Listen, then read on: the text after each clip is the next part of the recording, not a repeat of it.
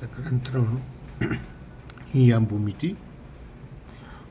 આ પ્રકરણમાંથી કદાચ 2-3 માર્ક્સનું પૂછાય તો આપણે ફટાફટ એની થિયરી થોડી જોઈ લઈએ. એક્સ અક્ષ હોય તમને આ લેખમાં ખબર છે, આ રીતે સીધો હોય છે. આની સમક્ષિતિજ રેખા કહેવાય સીધી એટલે.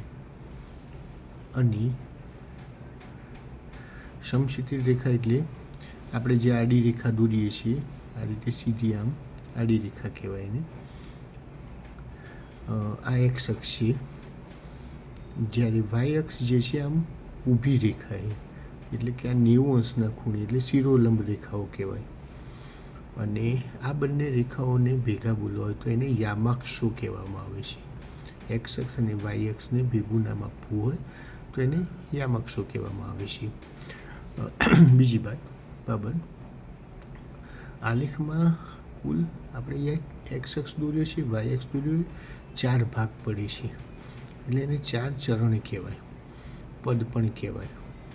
આ પહેલો ભાગ કહેવાય, આ બીજો ભાગ, આ ત્રીજો ભાગ અને આ ચોથો ભાગ. બરાબર. આ પહેલો ભાગ છે. પહેલા ભાગમાં તમે જુઓ અહીંયા મેં લખેલું છે, અહીંયા 0થી સ્ટાર્ટ કરીએ આપણે તો 1 અને 2 અને નીચે ઋણ. આ બાજુ જેમ આપણે ખસતા જઈએ જમણી બાજુ આગળ એટલે એ ધન પૂર્ણાંક છે, ડાબી બાજુ આવો એટલે ઋણ પૂર્ણાંક છે. હવે આ પહેલું ચરણ જે બન્યું, પહેલું જે આપણો ભાગ બન્યો છે એ અહીંયા એક્સ અક્ષ ઉપર પ્લસ, વાય ઉપર પણ પ્લસ એટલે પ્લસ પ્લસથી પહેલો ભાગ બને. બીજો ભાગ જે બને છે એ તમે જોઈ શકો છો, એક્સ અક્ષ પહેલાં એટલે માઇનસ અને પછી વાય અક્ષ પ્લસ છે. ત્રીજો ભાગ તમે જુઓ છો, એક્સ અક્ષ પહેલાં એટલે માઇનસ અને નીચે પણ અહીંયા વાય અક્ષ પણ માઇનસ જ છે. ચોથો ભાગ તમે જુઓ છો અહીંયા પ્લસ અને માઇનસ છે. આ રીતે 4 ચરણ બને છે. આ જે 0 હોય છે વચ્ચેનું એને ઓ પણ કહેવામાં આવે, ઓરિજિન કહેવામાં આવે, એને આપણે ઉગમ બિંદુ કહેવામાં આવે. અને ઉગમ બિંદુના યામ હોય છે 0, 0. બરાબર. હવે જુઓ, તમે અહીંયા જોઈ શકો છો, મેં લખ્યું છે, એક બિંદુ લખ્યું છે, બિંદુ 3 અને -5. આ પહેલું જે હોય 3 એ એક્સ યામ હોય. યામને ભુજ તરીકે પણ ઓળખવામાં આવે છે. અને આ -5 છે એ વાય યામ છે, એને આપણે કોટી તરીકે પણ ઓળખીએ છીએ. હવે તમે મને સરળતાથી કહી શકો, હું તમને પૂછું -5, 0 એ ક્યાં આવેલું છે, આ બિંદુ ક્યાં આવેલું છે, કયા અક્ષ ઉપર આવેલું છે, તો તમે મને તરત જ કહેશો કે -5 એટલે પહેલું એક્સ છે એટલે -5 આ બાજુ હશે એક્સ અક્ષ ઉપર, અને 0 પણ અહીંયા છે એટલે આ લાઈન ઉપર જ છે બધું જ, એટલે એક્સ પર આવેલું છે.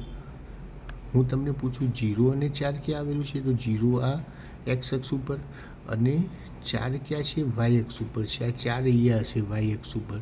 0, 4 બિંદુ જે આવેલું છે એ વાય અક્ષ ઉપર આવેલું છે.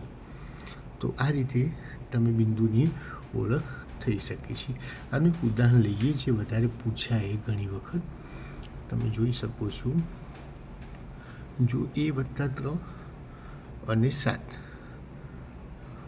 અને 8, 2 - 2 સમાન બિંદુઓ છે. આ બંને સમાન બિંદુઓ છે.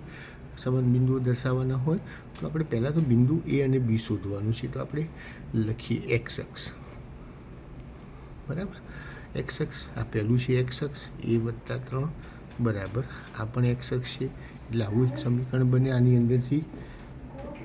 હવે આ સમીકરણનો ઉકેલ મેળવીએ તો a = 8 - 3 = 5 એટલે એની કિંમત આપણને 5 મળે છે. માટે આપણને અહીંયા મળ્યા a = 5. બરાબર. એ રીતે આપણે વાય અક્ષ લઈ લઈએ. વાય અક્ષ માટે આપણે બિંદુ લેવાના છે 7 = b - 2.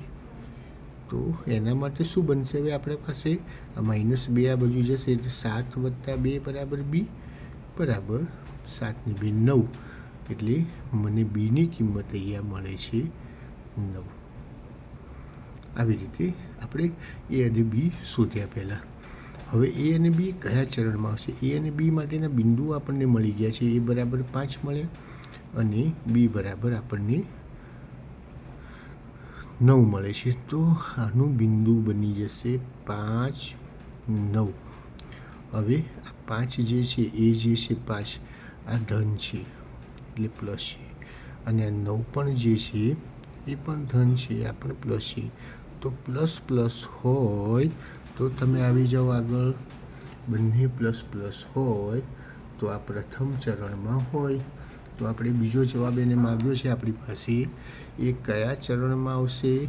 તો લખી દઈશું આપણે પ્લસ પ્લસ છે એટલે પ્રથમ ચરણમાં આવશે. બસ મિત્રો, આટલું જ છે આ પાઠમાં. થોડી થિયરી છે આપણે જોઈ જે અગત્યની હતી એ. હવે આપણે આગળના પ્રકરણમાં જવાનું રહેશે.